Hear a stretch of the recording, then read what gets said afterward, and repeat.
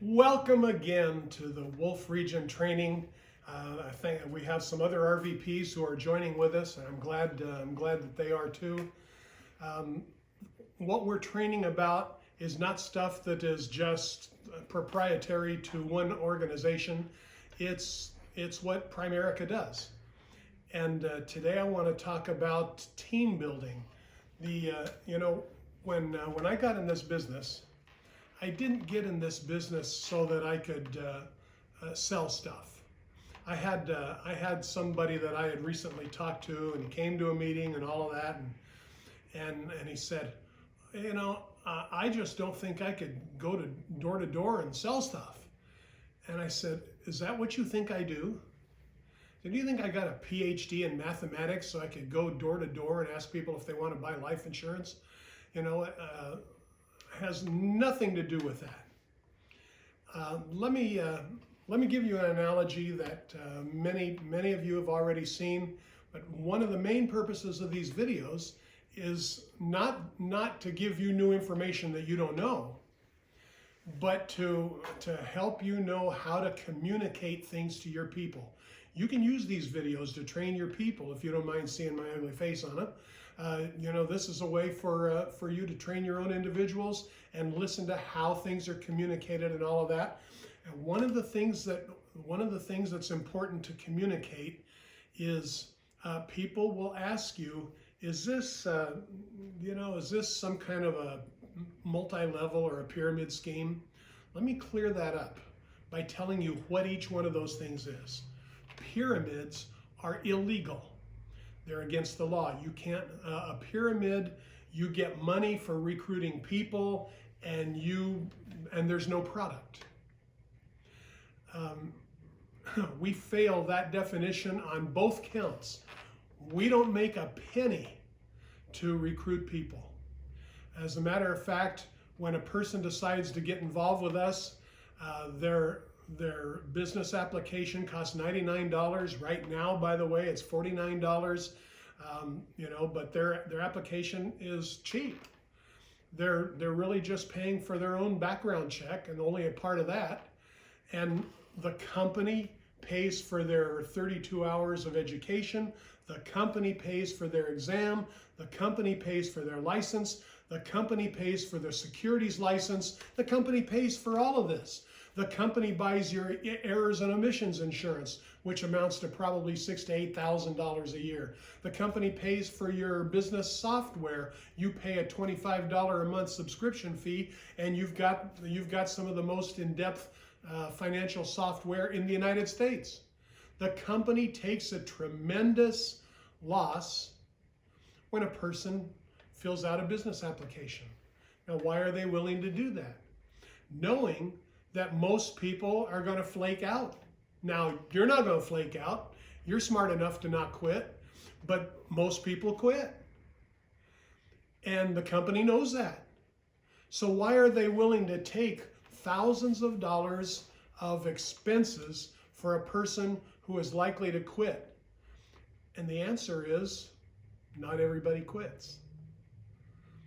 Doug Hartman taught us a principle years ago, and I'm a staunch believer in it. I teach it in my organization, as you know. Run your organization as if everybody is going to quit in 90 days. Run it as if everybody's going to quit in 90 days. Now, in order to do that, you have to continue prospecting. But this company has a brilliant prospecting tool, and prospecting never has to end. We're going to be talking about that today. But I want to give you an idea of what to tell people when they say, well, is this multi-level? Is this a pyramid scheme or something like that? Let them know, okay, Bill, you probably know that pyramids are illegal, so you know that we're not one of those. I mean, we're on the New York Stock Exchange, so we're not illegal by any sense. So what your question probably is this company a multi-level company? Now, don't run away from that question. It's a good question. And as many hundreds of times as I've been asked that question, every time somebody asks it, I act as if that's the first time I ever heard that question, because it's the first time they ever asked it. And so I want to present it as something fresh to them. And I'll say, let me define a multi-level company. A multi-level company, you recruit people, and then they buy the product from you at this price, and then you mark up the price to this price, and your income is the difference. Now, in Primerica, you cannot buy a mutual fund at this price and then sell it to one of your friends at this price and keep the profit, because then we'd be visiting you in prison, okay? Nobody does that. So is this a multi-level company? Can you buy a bunch of life insurance at one price, jack up the price a little bit and sell it to your friends and neighbors? No. That's why multi-level companies, the people have a bunch of stuff stuck in their garage that they're trying to figure out how to unload on their friends. And most of the time they end up trying to just get their money back from the money that they spent for the product. That's how multi-level companies make their money. Do I have anything against multi-level companies? No, it's a substantial business. It's a reasonable business. But I can't store up a bunch of products in my garage until I can unload it on other people. That's not what this does. But here's what I'll explain to people. I'll show them what a typical financial brokerage looks like. And I'll use as an example a real estate brokerage, because I happen to be I'm a real estate broker. So I don't sell real estate, by the way. All I do is this. But I have a broker's license.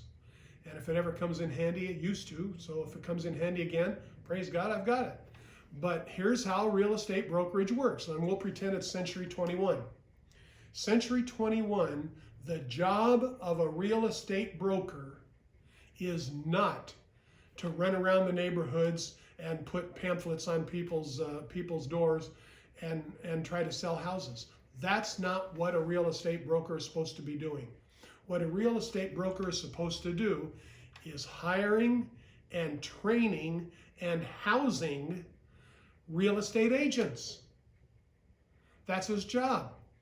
A broker hires and trains individuals there in his office. He pays the office expenses, he pays the phone bill, he pays the secretary, and he trains these individuals, and then they go out, and when they sell a house, they're on a 3% contract.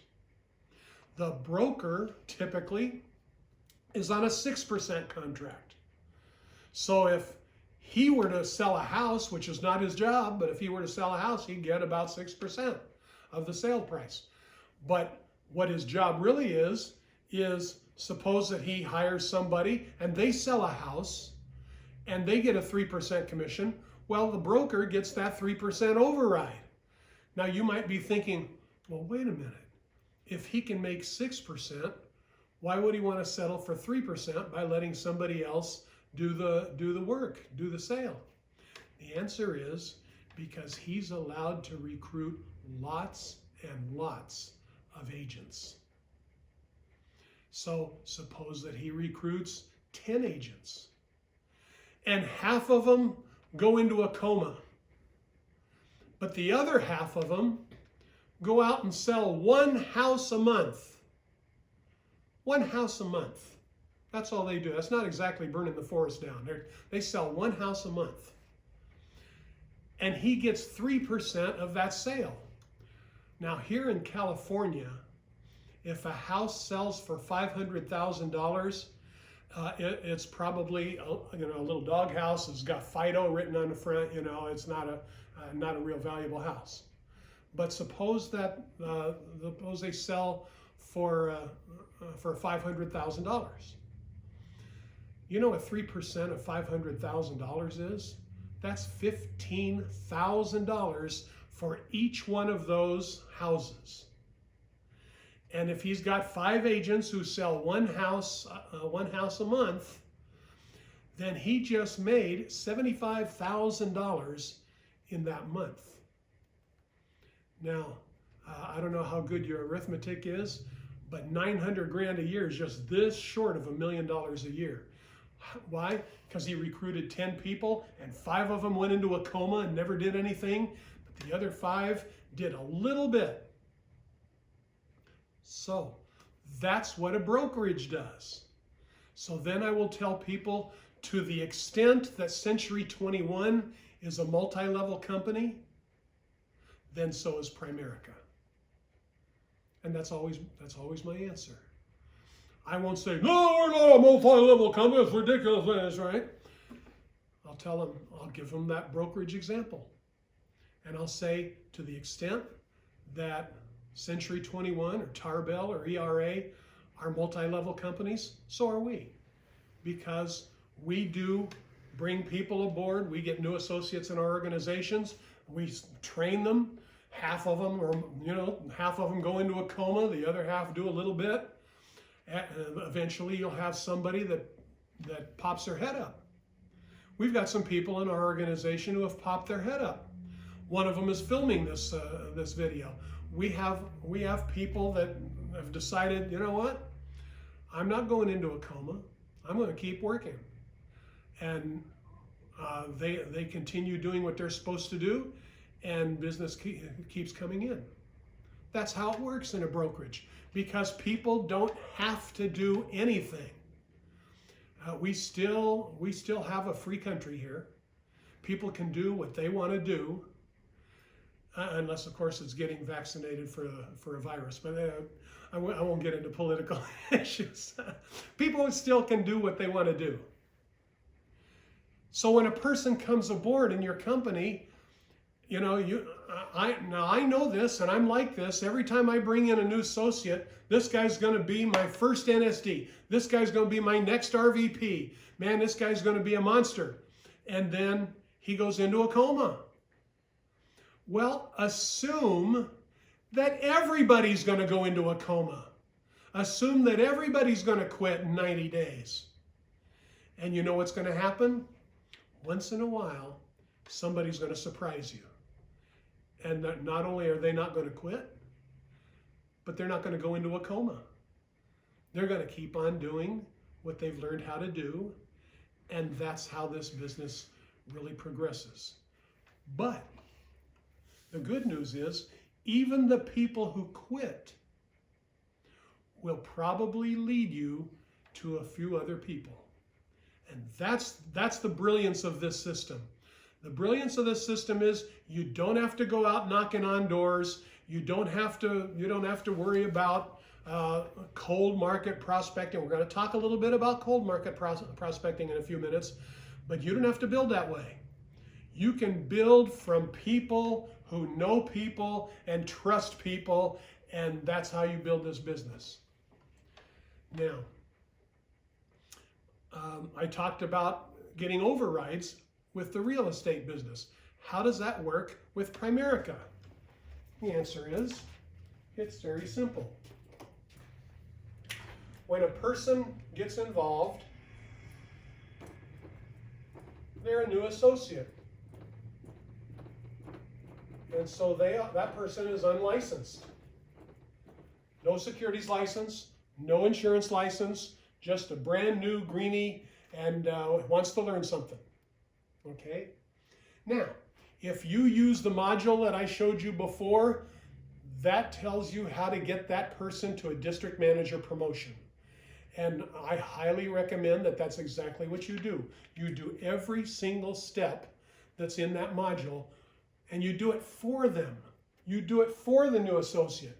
You can't take a brand new person and say, well, welcome to Primerica. Go get them. Hope you have a successful career. Let me know when you get your license. You can't do that.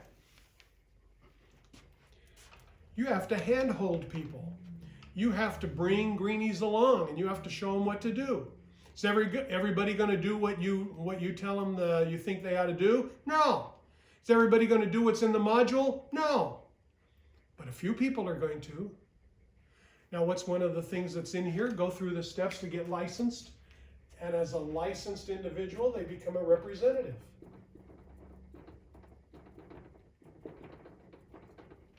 A representative is on such a low contract, I'm not even going to tell you what it is. You'll have to find out from the company if you want to know what the contract level for a representative is, because from the day they get involved, you're taking them through the module. And what does the module do? It takes you to the next step. There's another step in between there. I don't use that one either. The district leader or district manager is on a 50% contract just for the insurance. Okay. They also have a contract level if they happen to be securities licensed. I don't highly recommend that a person at district manager gets securities licensed yet, because I believe that there's a momentum that they have to develop in order to bring that about. And I usually recommend it once they get promoted to the next level, which is called division manager.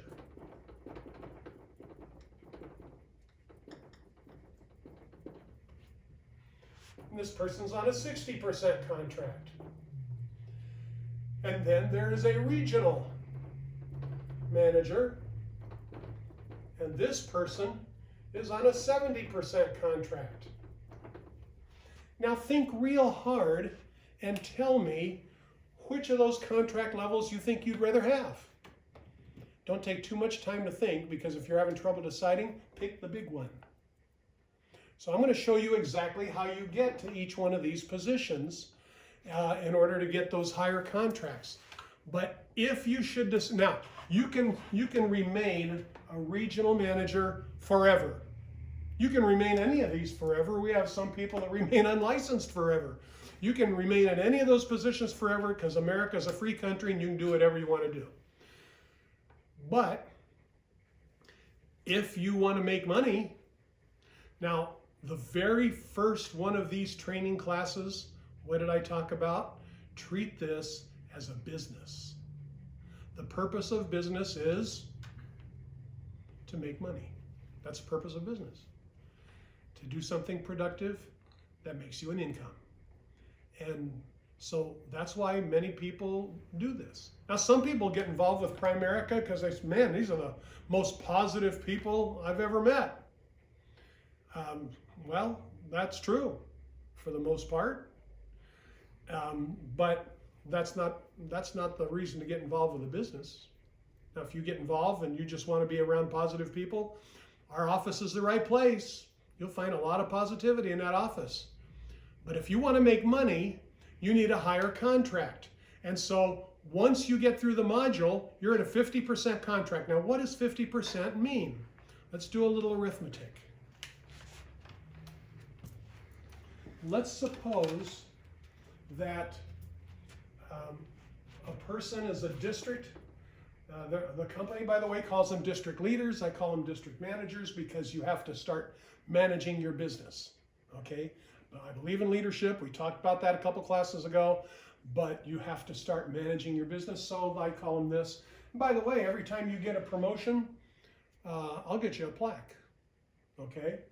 But a district manager on a 50% contract. So let's suppose that district manager goes out and sells one life policy. Okay? Now, the way that this person would do that is by training another individual. And we'll talk about that in a few moments. Well, one life policy. So let's say that the premium on that life policy is about $85 a month. So that is roughly $1,000 per year. Okay? Now, Primerica will advance you 3/4 of the commissionable premium. Now, what do I mean by commissionable premium? Every policy has a policy fee. That policy fee is $75 a year. Now, I don't want to get real heavily into arithmetic because you don't have to be able to do arithmetic in order to do this business. There's such a thing as a calculator.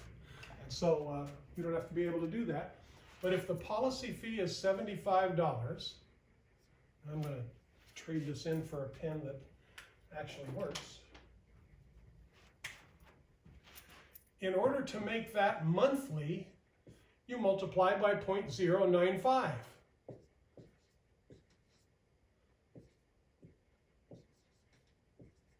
PhD in math, and I can't even do arithmetic.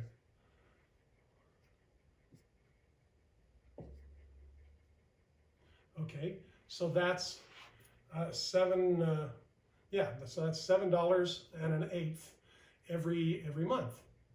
Now, if you multiply that by 12, because that's how this works,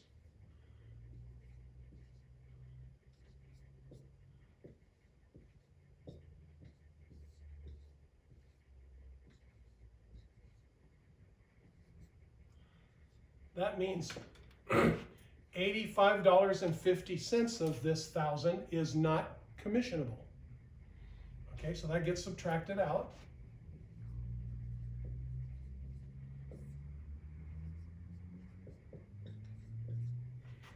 So $914.50 is commissionable. Now, that's the heaviest duty mathematics I'm going to do for you, and you don't have to be able to do it, okay? But this is what you're going to get 50% of. And so 50% of $914.50, let's just round it down to 450 bucks. So as a district manager, you're going to be paid a commission of 450 bucks. Now,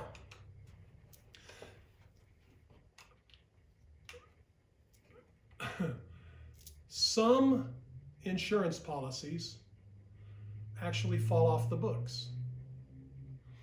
The beauty of this is that the company pays us in advance. They pay us before we've earned the money. They pay us before the policy owner has kept the thing on the books for a year. So if they're going to pay us in advance, they're not going to advance the whole thing. They're going to advance a bunch of it. Okay, they're going to advance 3/4 of it. So I multiply this by 0.75.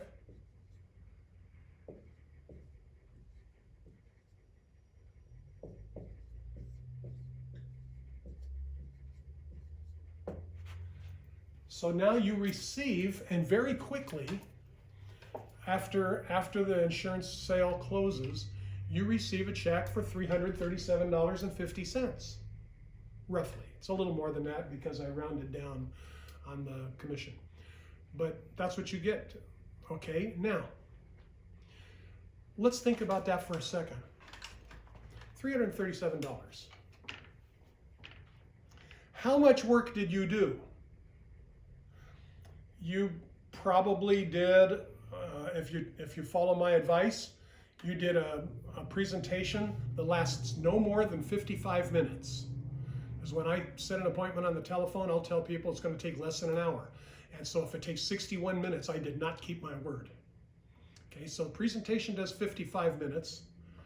And then you're going to take the information from their financial needs analysis, which we're going to be talking about next time. You're going to take that information, you're going to put it into the computer, then you're going to come out with an action sheet. We're going to talk about that also. And that action sheet says, okay, here's what the client needs to do. That whole process takes maybe an hour. And you don't have to be able to do it by yourself because I'm happy to help you. Your RVP is happy to help you. But it takes an hour roughly to put together that action sheet. And then you go back to the client's house and you present that action sheet, which takes literally very few minutes, and then say, now here's how we get started. And say, now of these 3 plans, John and Mary, which one makes most sense to you? And as soon as they pick one, you say, great, let me ask you a few questions, make sure you qualify for this program, and you're off doing the application on TurboApps on your computer. And suppose that takes another hour. So you've devoted 3 hours to that transaction. Let me ask you a question. Where can you go to get a part-time job that pays you $100 an hour? Good luck.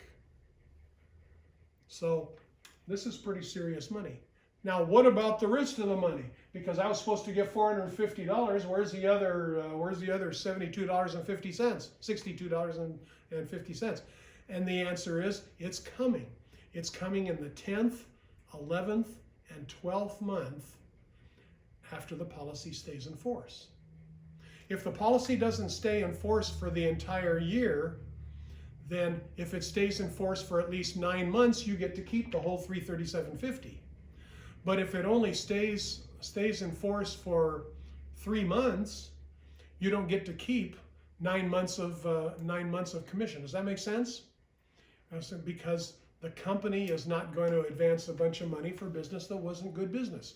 And in order to be good business, it needs to stay on the books for a while. So a person would just be charged back the amount that they didn't earn, the amount that of the year that it didn't stay on the books.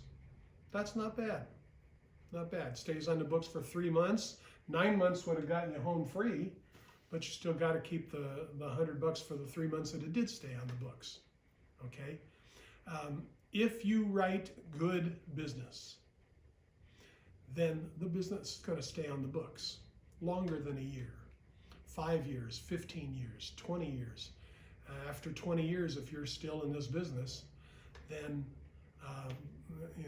you may get a chance to rewrite that policy and get paid on it again. But that's how this works. We get paid in advance, 3/4 of a commission. But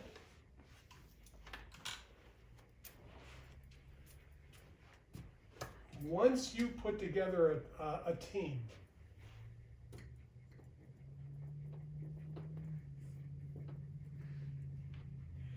which means you've got 3 new associates in your team. 3 new people in your team.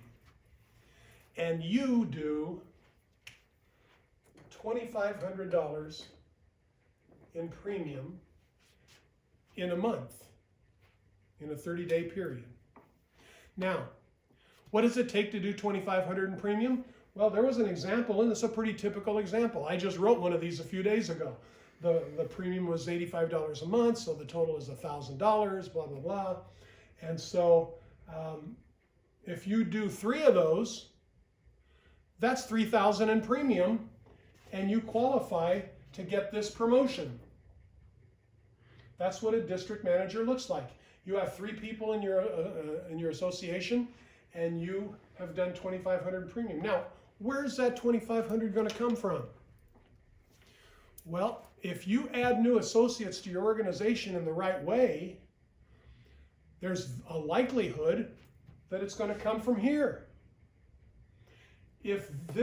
Suppose this young lady here is between the ages of 30 and 50, and she has young kids living at home, has a decent income. Do you think the FNA is going to show a need for life insurance? 100% guarantee.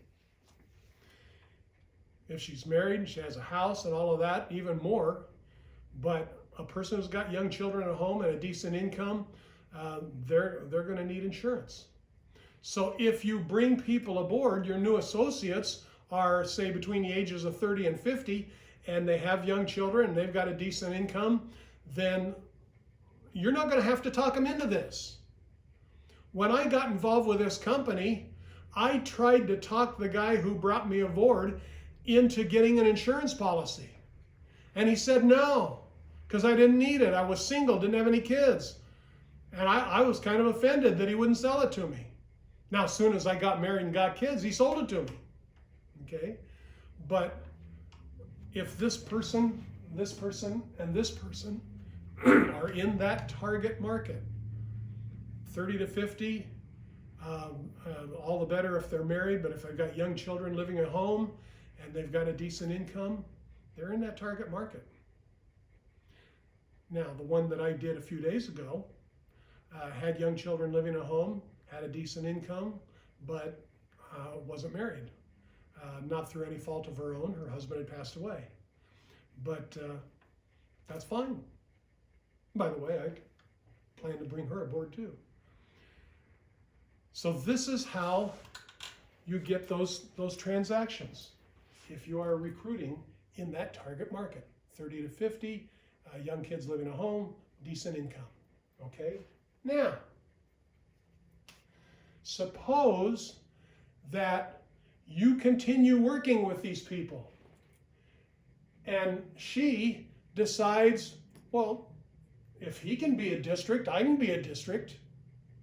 And so she goes through the module. She lets you take her through the module. You go through there, and she gets licensed, and you get her to district, and she writes a $2,500 a month, and she becomes a district. Then you move up to division because you've created another district leader, and what it takes there is $5,000 in commissionable premium. Now, that's about 5 sales. That's not real tough because she has now brought aboard 3 new associates. You still have these associates. You've probably brought a few more. You're probably not going into a coma. And so now you've got a decent sized team. And through that team, with no cold market prospecting whatsoever, doing those 5 transactions is not a real serious problem. And once you do, you move up to a 60% contract. But it doesn't take long before not only did she want to be a district, she wanted to move up too. And so did this guy. Now this guy, he's in a coma, okay? But this guy down here, well, he wants to do some stuff. And so he brings in some new associates. Now, how do you bring in new associates? You already know from before that. We have weekly business briefings, and people watch those business briefings. And at the end of that business briefing, you give them a phone call and say, does this sound like something you could sink your teeth into? And if the person says, yeah, I think I could, then your next sentence is, great, let me ask you a few questions, see if you qualify to work with us, and you're off doing the IBA. Okay, it's that simple. You invite people to the business briefing. That's all. You become an inviter. And so, as a matter of fact, I was told very early in the career, because I know there are a lot of licenses you can get in this business.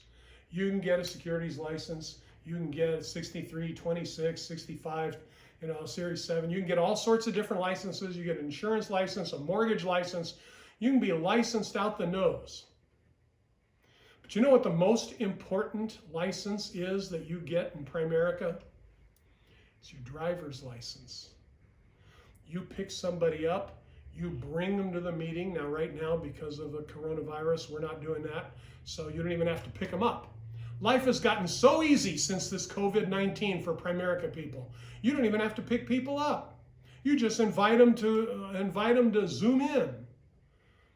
And then you give them that phone call, you know what to say, and you're doing the IBA on Turbo apps, using Zoom, sharing the screen, or if you're free now and the office is open, you pick them up in your car because you have a driver's license, and you bring them to the business briefing, and you sit your little fanny down next to them and show how enthusiastic you are.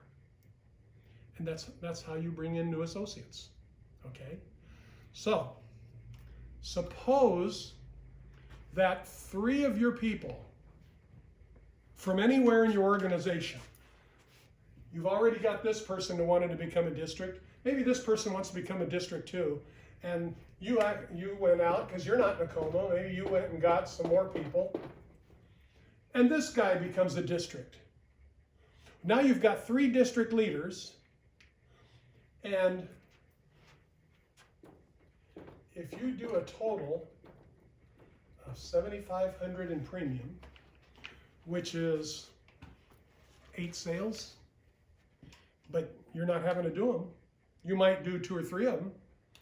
But this district leader over here, he had to do some of them in order to get promoted, so they've got to do some. And this guy over here wants to be a division leader, so he's got to do some. And your 7,500 gets done. It's a little easier than you might think. And so now you get promoted to the next position, a 70% contract, which is a regional manager.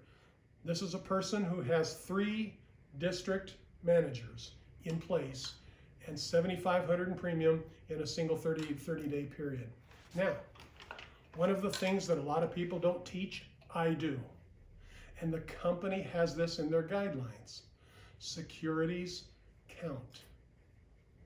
securities count for promotions. So suppose now company-wide, they count to the tune of 1,500 maximum for a promotion. So suppose that you had somebody that did a $15,000 rollover. That $15,000 rollover gets multiplied by 10% as far as what counts for a promotion. So that's $1,500. So if that counts for $1,500, then they still only need to come up with a $6,000 in premium. So that's easier. And so securities count. I count them, and I believe that people should be rewarded for everything they do, including securities. And so it's been the promotion guideline in our company for 30 years, and I still use it. Now, suppose that you get to the point where you are a regional manager. As a regional manager, I was making about $3,800 a month. I was still part-time. And as a regional manager, you say, you know, I think I'd like to go full-time. Wonder what I could make then. And so you do what's necessary to become a regional vice president, an RVP. What does it take to become an RVP? You have to do $20,000 in premium over a 2-month period, neither month being less than $8,000. So you can do $8,000 in 1 month, $12,000 in the next month because you're accelerating. And if you have 6 district managers in place and you do your 8 and your 12, you get promoted to regional vice president.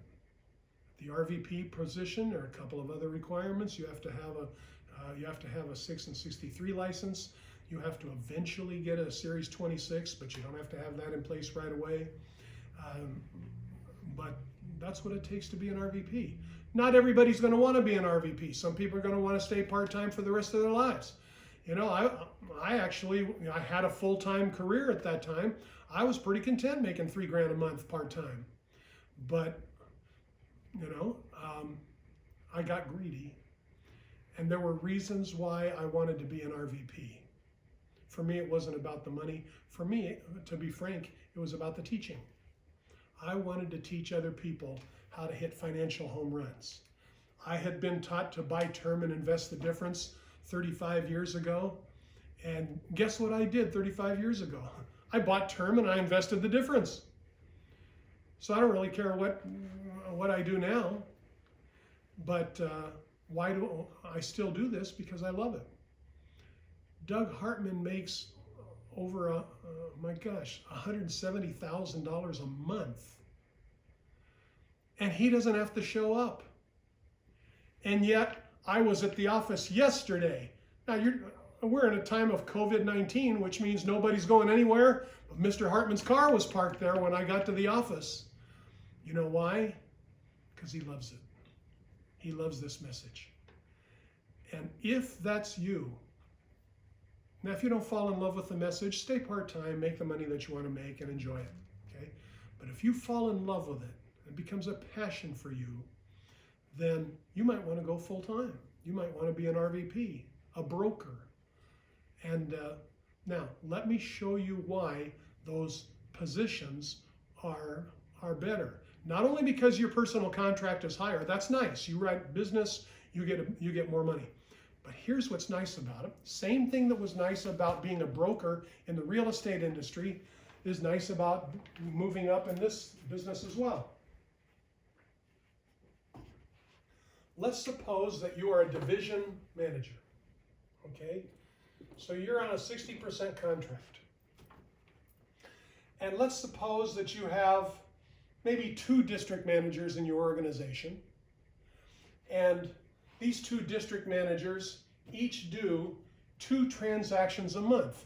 That's not exactly burning the woods down either. But they're in a coma a couple of weeks a month, and then the other 2 weeks they come out of their coma and do a couple transactions. And so each one of these 2 district leaders does 2 transactions a month. That's 4 transactions. It's that override. They make their 50%, they're happy. But you get 10% from your override because 60 minus 50 is 10. And so you get 10% of that $4,000, which means you made $400. And where were you? Were you on those appointments? No, you weren't on those appointments. Your two district managers were on those appointments with their trainees. We're going to talk about that in a few moments. But you didn't do anything. You didn't even know they were out there. I looked the other day and there was $1,700 sitting in my checking account from Primerica. I didn't even know what it was for. I still don't know what it's for. Well, that happens. Okay? So you picked up $400 for something you didn't even do. You're home watching Gilligan's Island reruns and you picked up the $400. That starts to look attractive after a while. And you get promoted to 70%. Now, you override any division managers that you've got by 10%. But if you have a district manager in your organization and that person is direct to you as a regional manager, then you get 20% over whatever business they do. That's just on insurance. The same concept holds on the rest of our products. That the farther you move, the higher contract you get, the more overrides you get. And I don't even have time to go over what the overrides are in securities and door announcers and legal protection and all the other stuff we sell. We sell a couple of dozen products that just, so you override all that stuff. And you, of course, make money from that too. So let's see what a training appointment should look like. You've become an inviter, right? That's what I told you to do. Become an inviter. You invite somebody. If the meeting is on Zoom, you invite them to watch on Zoom. 30 minutes later, the thing is over. You give them a call and say, does this sound like something you could sink your teeth into? If they say, yeah, I think I could, then you say, great, let me ask you a few questions, see if you qualify to come work with us, okay? And then you do the IBA. So now you've got a brand new person. And what are you going to do? You're going to sit on that thing and say, boy, I hope he's successful? No! You're going to start working them through the module because you want them to get promoted to district manager. Okay? So you start taking them through those steps. Now, 3 of those steps are appointments that you're going to take them on. We're going to talk later about how you get those appointments. But 3 of those are going to be on appointments you take them on. Now, what's that appointment going to look like? Right now, it might be on Zoom, but once the COVID-19 crisis is over, it'll probably look like this.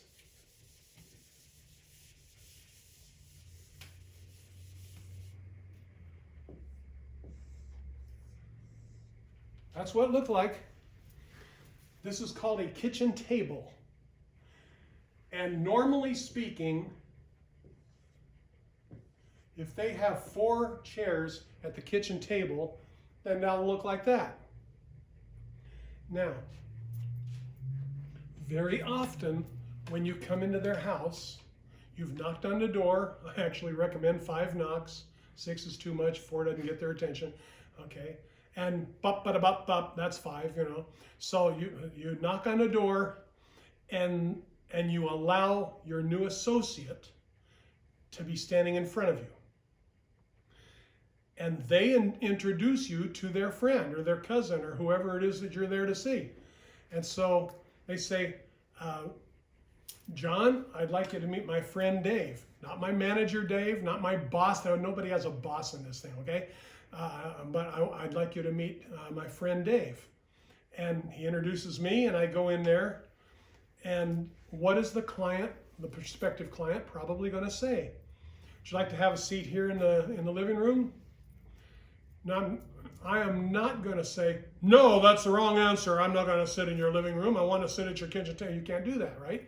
You've got to treat people respectively. Respectfully. So what am I going to say? Great. Or is there a table we could sit out where I can spread a few things out for you? See? That way they feel good about themselves and they're starting to like you a little better. So you sit down at the table. Now, I don't recommend that you do it this way. I actually recommend that you ask them, would it be okay if I move one of these chairs, John and Mary? Because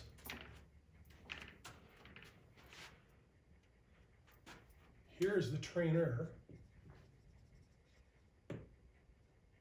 Here's the trainee. And I'm going to take this chair and move it over here so that the client, the husband and wife, can be together when they're doing this. Because it's not about me. It's not even about the trainee. It's about them now. And we're going to serve them. We're going to do the right thing for them. So we get those two chairs on the same side, and I start doing the presentation for them. Now, what if the trainee is not there? The answer is very simple. If the trainee is not there, neither am I. Because if I go in there and the trainee is not there, now who am I? I'm a salesperson. There's nothing wrong with salespersons. Salespersons are, they're the backbone of our country. But I'm not one. I'm a trainer. I'm a builder. And so if the trainee is not there, I'll reschedule. Say, John and Mary, the purpose of this was so that your cousin Bill could see this. And since he's not able to be here, let's reschedule for a time when he's able. Fair enough? And most people will be kind enough to do that. I will reschedule. I will not do that appointment anytime if the trainee is not there. Okay? Now, what's another thing that could happen? John says, oh, Dave and Bill, I'm so sorry. I owe you a big apology. Mary had to take the kids to a soccer game, and so she went ahead and did that. She told me to go ahead and sit down with you, do the presentation, and that'd be fine. And what am I going to say? Oh, okay, let me do it for you. I'll let you explain the whole presentation to your wife because you probably do it as well as I do anyway. No! Wrong answer.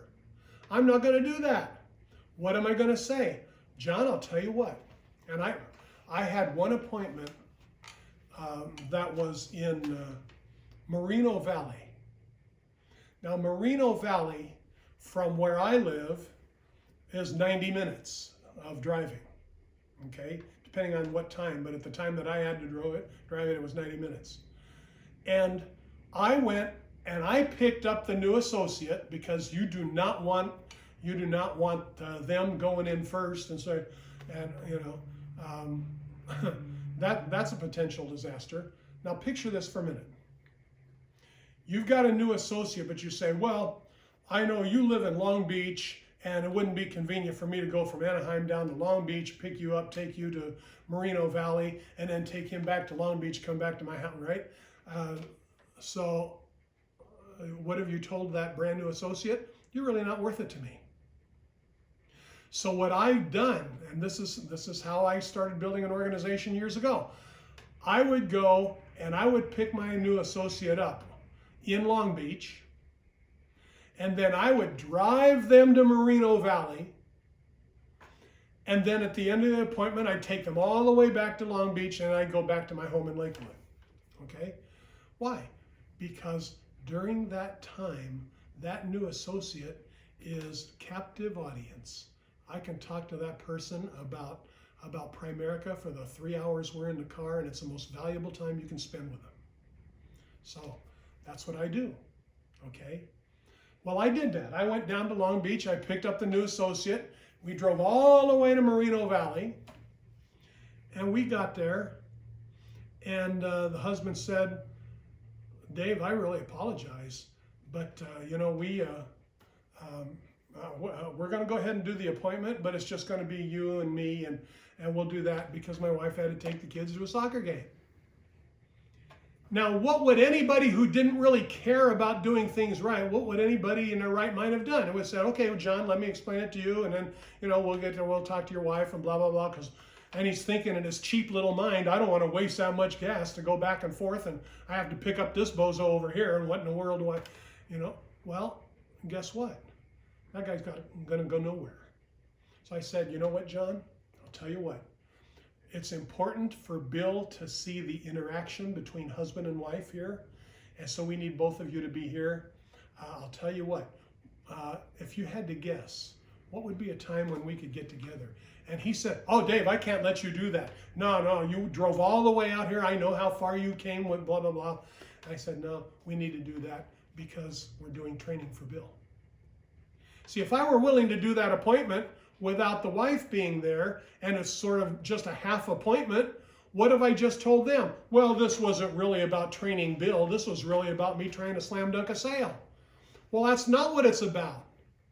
It was about taking care of the clients, and it was about training Bill. And so I want to give the proper message there too. And we rescheduled the appointment, and the next week I went to Long Beach and I picked up the guy and I took him out to Moreno Valley, and guess what? We work on a 2-appointment system. So I wasn't going to do any business on that first appointment. Now the cheapskates in Primerica say, well, I've drove all this far, I know how to close a sale. Guess what? I know how to close the sale too. I've been to Tommy Hopkins Academy of Champions. I earned my little pin. I memorized the whole book. I know how to do that too. But I'm not going to do it because that's not what we do. We work on a 2-appointment system. So we went and we did the FNA questionnaire. I said, good, let me bring them out. Now, what would be a good time for us to get back together? Oh, we can't let you come out again. Trust me, it's training for Bill. Don't worry about it. We're happy to do it. And so the next week, I went down to Long Beach. I picked him up, drove him to Moreno Valley again. Well, I had another 3 hours as a captive audience talking to him about Primerica. You think I had an opportunity to sell that guy the dream in those 6 hours, 9 hours, whatever it was in the car? Yes. That's valuable time spending with him because these people, these new associates are not your employees. Nobody here is your employee. They're not just your associates. These people are your friends. When I think about who my best friends are, my best friends are in Primerica. One of them sitting behind the camera here. These people, I build relationships with these people. I care about these. I would drive 180 miles or whatever it is to do an appointment with them and then talk to them about what do they want to accomplish in this business. That's what this thing is about. You're not just building associates, you're not just building a company, you're building a system of relationships by which prospecting never ends because you've always got brand new people to see because they're going to build new associates with people that you've never met. And those people are going to build new associates with people that you've never met and they've never met. And this just continues to expand. And that's how it works. It's a brilliant, brilliant system. But it goes back to doing appointments the right way. Okay? Now, let's talk a little bit about, oh, by the way, what's the RVP contract? A little tougher to define.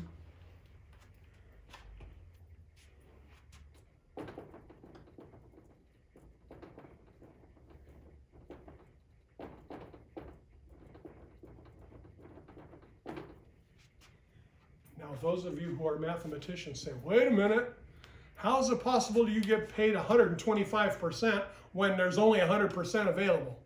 The answer is there's a lot more than 100% available because they go into the money that the company is going to make in the second year. And they front that money too. The company will pay out in expenses $2,000 to $3,000 on each insurance policy, even if they're only going to collect in that first year $1,000.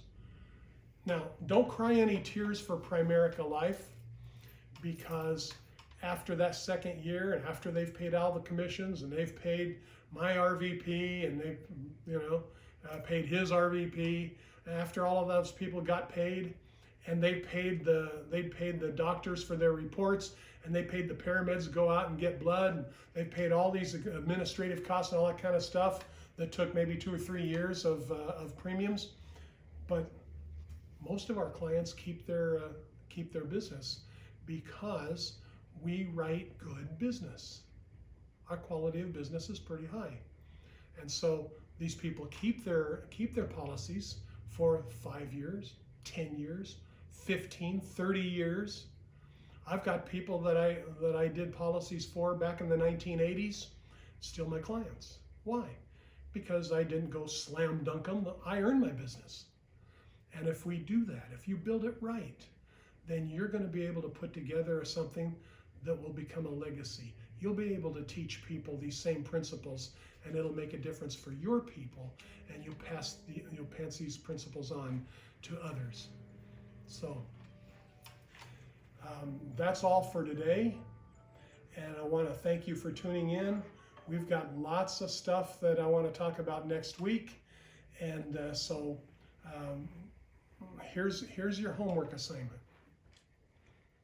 On Thursday night at 7:30, we've got a business briefing. You watch it on Zoom. If you don't have the Zoom app, it's easy to get. Go to zoom.us, not .com, but zoom.us / and the word download. You download this app onto your laptop or whatever your favorite machine is, and then once there's a meeting, you click on join a meeting. It's going to ask you for an ID number. I give it to you, but it's probably going to change in the future. So we will make that available to you. Make sure that you take control of your business. What does that mean? If you don't know what the ID number is for the next business briefing or the next training class, or you don't know what the YouTube link is for our next training class, whose job is it to find out? Oh, Dave, it's your job to make sure we all have it. No, it ain't. It's your job to make sure you have it, because you can't build a business without training and without business briefings. It's not possible. So you take charge of your business. You make sure that you get those things. And if you need anything from your RVP, pester us. Give us calls. Wake us up in the middle of the night. Now we got a few RVPs who are watching this thing that are going to say, no, don't wake me. Okay, you can wake me up in the middle of the night. Okay, you've got 24/7 access. If you have questions, you call, you get them asked, because I want you to build a business as well. God bless you, and we'll see you next Saturday.